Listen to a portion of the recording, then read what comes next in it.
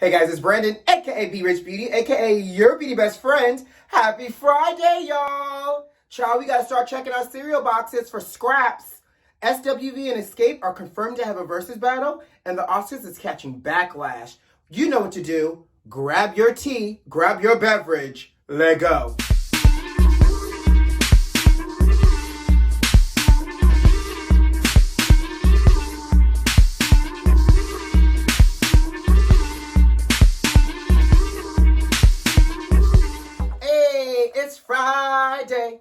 It's Friday. Hey, I'm drenching and it's empty. Oh well.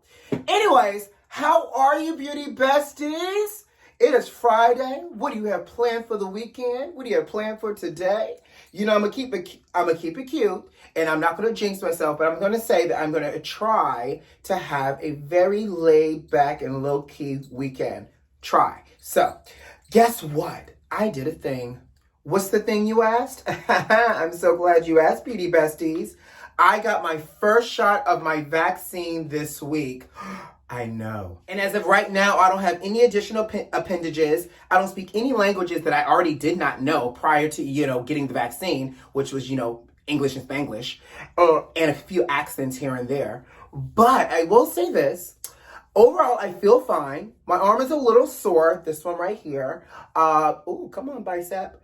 But I've been told that is normal for my arm to be sore. So I hope it'll wear off like by tomorrow because I want to be able to go back into the gym and start lifting again. But it's a little sore. Other than that, I feel fine. So we're going to continue to pray that I continue to feel fine and that in 5 to 10 years, I'm not up late one night watching television and an infomercial comes on talking about, did you take the Pfizer vaccine? You too might be eligible for a lawsuit.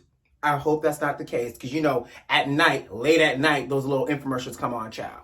But what I know for sure, once I get the second shot, baby, I'm going to summer like I've never summered before.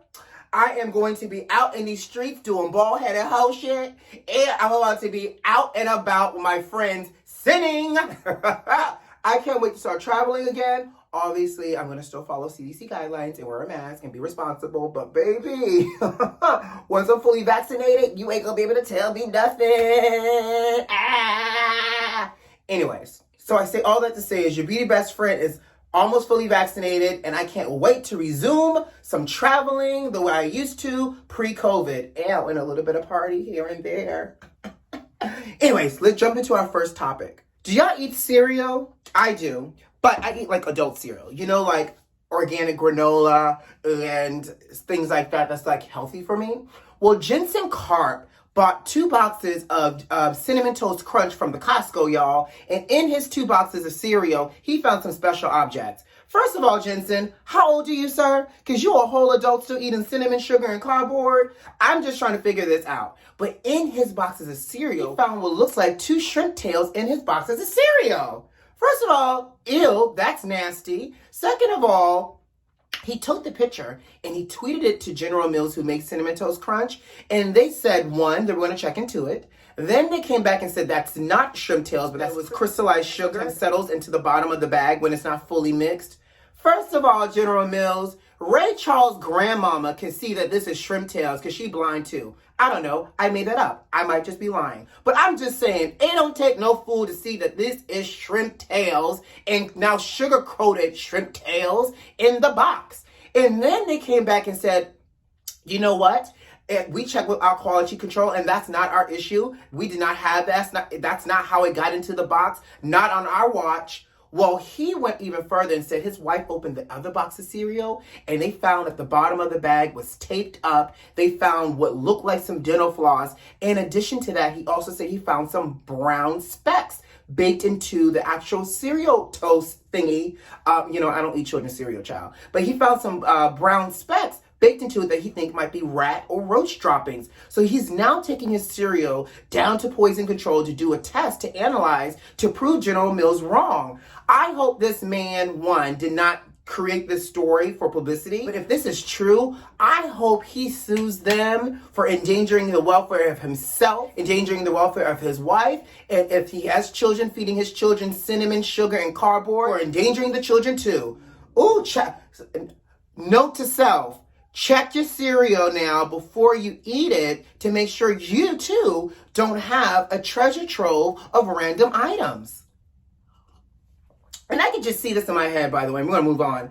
That somebody was like, this, it feels very much like, you know, the little factory scene in I Love Lucy where the chocolates are coming through, that somebody was eating their lunch, somebody called out that day, so that person couldn't take official lunch break. Now they having to eat their leftover food from last night, the fried shrimp or whatever, while they watched the quality control, and she thought she had the trash can, he or she thought they had the trash can next to them, popping that shrimp, dipping it into some cocktail sauce, and then they think that they're dumping it into the trash and it's going right into the next box of cereal. Nasty. Allegedly, by the way. Allegedly, but nasty. Let's move on. Have you ever been watching this foolishness that's happening in Atlanta? State Representative Park Cannon was arrested last night during the General Assembly as the punk-ass governor of Georgia, Brian Kemp, signed a voter suppression bill into law last night. My Lord. So it's all caught, but Park Cannon was knocking on the door of the governor while he was hiding behind closed doors as he signed this bill, by the way, and they arrested her for obstruction. Now, she's an elected official, and they literally arrested her for knocking on the governor's door. Now, don't get me wrong, sis probably was knocking, because obviously this voter suppression bill that's now a law in Georgia was designed for one main thing, to suppress the black vote, and this is in direct retaliation to Georgia turning blue. So now, this voter suppression bill, let me tell you what this bill is now signed into law to do. It is now requiring people to provide ID for any mail-in ballots. You can be arrested and charged with a felony if you get caught passing out food or water to people standing in line to vote. That is deep. Y'all know. Now, y'all know these lines sometimes, especially with the COVID now, where you got to stand 6 feet apart, be long AF. And, you know, during this last election, volunteers are passing out water and food and cookies. Well, they can now be arrested. So they're doing everything in their power. You got to think about this, people. There is something to be said about the power of the vote and the black vote, that these people have gone above and beyond because they're so upset. The city of Fulton County and the state went blue that they're doing everything in their power. This might as well be Jim Crow 2.0 to try to gain control again, to be the superior political group, and to control and suppress the black voice. Now, I'm going to say this. Good for Park Cannon for doing her job and standing up and trying to, represent the people of Georgia. But I hope that when it is time for re-election for a new governor, the vote is strong enough to get Brian Kemp out of office. Because I'm telling you, one thing that this pandemic has shown us, that a lot of these elected officials have not worked in the best interest of the people, and they do not deserve to be in office. So let this be a lesson that despite these challenges, the people in Georgia, I need y'all to rise up, and y'all need to replace Brian Kemp. So if you live in Evanston, Illinois, you might be in luck. You might be eligible to receive reparations. Evanston is the first U.S. city, by the way, to start paying their black residents reparation. So overdue. Hello. Well, certain eligible households will be eligible for up to $400,000 in reparations. Now, they're also offering people $25,000 reparations for home repairs and or down payments on property. Where do I sign up? I'm not even, let me tell you the requirement. Or if you have lived in Evanston and or are a descendant of black residents of Evanston between 1919 and 1969, you can be eligible for this reparation. I know I was born in Charleston. I know I grew up in Atlanta, but I feel like I need to make a call real quick and call my mama. I feel like I need to be like, Mama, I know we're not from Evanston, but can we be from Evanston? Because they giving out free money, child. Do we know anybody that lived in Evanston? Are we related to anybody that's still in Evanston? Like, low-key, I have an aunt that lives in Chicago, and I'm like, sis, can you tell them you from Evanston and not from Charleston? Because I feel like every single black American deserves reparation.